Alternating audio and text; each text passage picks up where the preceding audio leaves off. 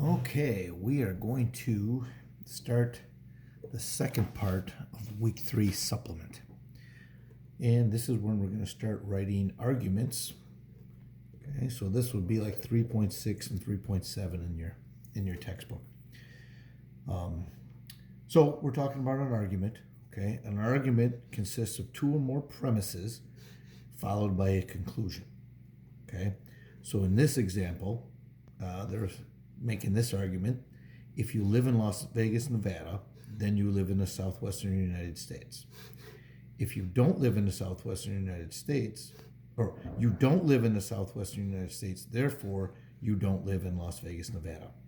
So that is an argument with two premises. Okay, one is this conditional statement, and the other one is just a simple statement. Okay, so the premises are: if you live in Las Vegas, Nevada, then you live in southwestern United States, and there's another premise: you don't live in the southwestern United States. So let's look and see what this thing looks like symbolically. Okay, so recall we're looking at: if you live in Las Vegas, then you live in southwestern United States. You don't live in the southwestern United States, therefore you don't live in Las Vegas, Nevada. Okay, so we're going to have simple statements. Statement P is you live in Las Vegas. Okay, again, we're not using if. That's our simple statement. Q is you live in southwestern United States. So that first statement is: if you live in Las Vegas, then you live in southwestern United States. So that is the first premise. P implies Q. Okay. Premise 2 is you don't live in the southwest United States, so that's the negation of Q. So we already have the two simple statements. Okay, and then typically we're going to use this line underneath to show that those are my premises, and then we're going to make the conclusion. And in this case, the conclusion is you don't live in Las Vegas, Nevada. Okay, typically these three dots, these are going to form a triangle, and they usually mean therefore. Okay, so in 3.7 you're going to have a bunch of different arguments. Okay, we're going to start by doing truth tables with them, and then we're going to decide whether or not they are valid or invalid. Okay, a valid argument is going to be when we get all true under all conditions. Okay, then we know that this is a true conclusion. Okay, so typically what we do is we take premise 1 and we take premise 2. Therefore, we're going to make some conclusion. Okay, I guess I don't want to confuse it. I'll say C. So we take our two premises and then we draw this conclusion. So in this argument that we're talking about here, we have premise 1: if you live in Las Vegas, Nevada, then you live in the southwest United States. And premise 2 is you don't live in the southwest United States. Can both of these mean that we don't live in Las Vegas? Okay, so this is my argument. Okay, so we're going to do a truth table for this. Let me see if it's on the other page. It is not. So I'm going to do a truth table for this whole thing. So we have two statements, P and Q. Let me make sure you can see this. I'll move it over just a little bit. Okay, so just like we were doing on part 1, when we have a truth table with two statements, we're going to have 4 rows. So this starts off true, 2 truths, 2 falses, true, false, true, false. Okay, then I look at what I'm trying to create. I'm trying to create a if P then Q. So I'm going to do that one next. So P implies Q. All right, so if P is true, then Q must be true, and it is. So that is a true statement. Here P is true and Q is false, so this conditional statement is false. And then remember, when the antecedent is false and P is my antecedent, these are automatically true. So that's the first side of this. Okay, now I need a negation of Q. So the negation of Q is just the opposite of this. So it's false, true, true. And then I can put this whole thing together. So the top half of my argument, if P then Q and not Q, again, this is an and symbol. I'm only testing this and I have these two columns already. So to an and symbol, both sides have to be true. So this one, first row would be false. False and true would be false. True and false would be false. The only time this thing is true is down here. Okay? So that is the left side of this arrow. The right side is a not P, so I need a not P. So this is getting to be a pretty long truth table. But the negation of P is just the opposite of this.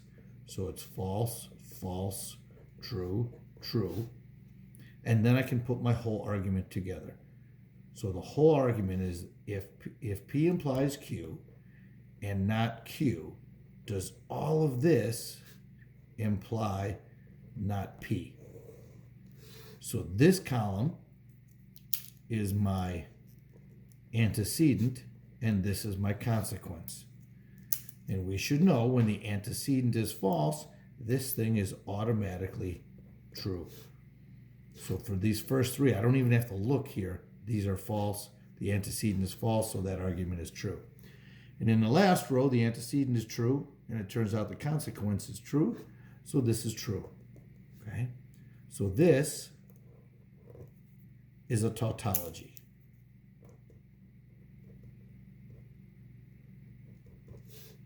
Okay? Which means that this argument is a valid argument. Okay? So anything in that form will always be valid. Okay?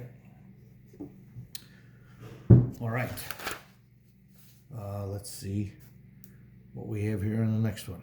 I'm going to set this one up, but I'm going to ask you guys to do the truth table. So this argument is Neil has mastered the guitar, or he has attained a brown belt in karate. Okay? Neil has attained a brown belt in karate, therefore he has not mastered the guitar. So statement P is Neil has mastered the guitar. Q is Neil has obtained a black belt in karate. So write out the entire argument, premises and conclusions and symbols using 3 lines as done in the previous example. So this first one is, I'm going to say P or Q. Okay. So we're making a statement, Neil has mastered the guitar or he's attained a brown belt in karate. Then the second premise is Neil has attained a brown belt in karate, that's Q. So if we know it's P or Q,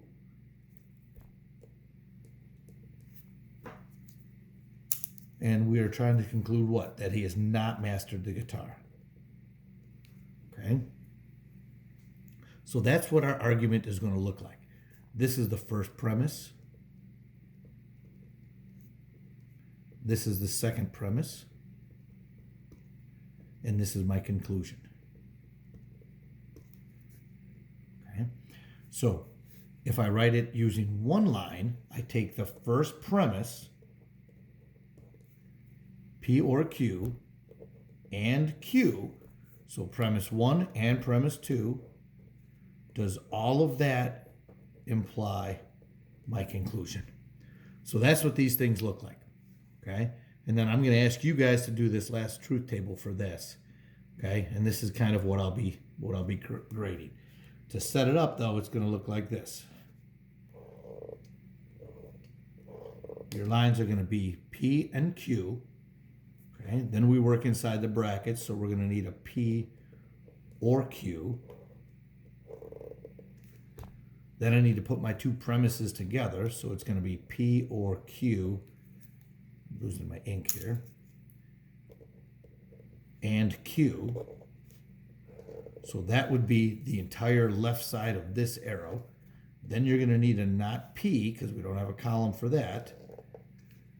And then the last thing will be putting all of this together. If we make this argument, P or Q and Q, will all of that lead me to not P? Okay? All right, now you're going to find that doing these truth tables is going to take a very long time. Okay, there are some that you're going to see in section 3.7 that I think you're going to need to write down.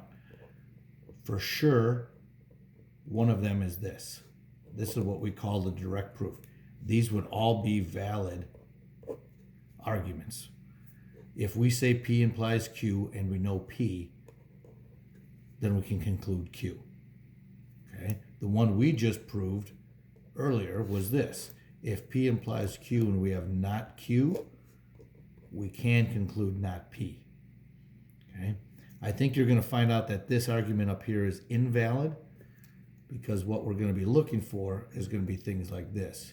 If we have P or Q, so if we said today is Monday or today is Tuesday, and it's not Monday, then it would have to be Tuesday. So this is going to be a valid argument for a disjunction. The other one would look like this. If we have a statement P or Q and we know one of them is not true, the other one has to be.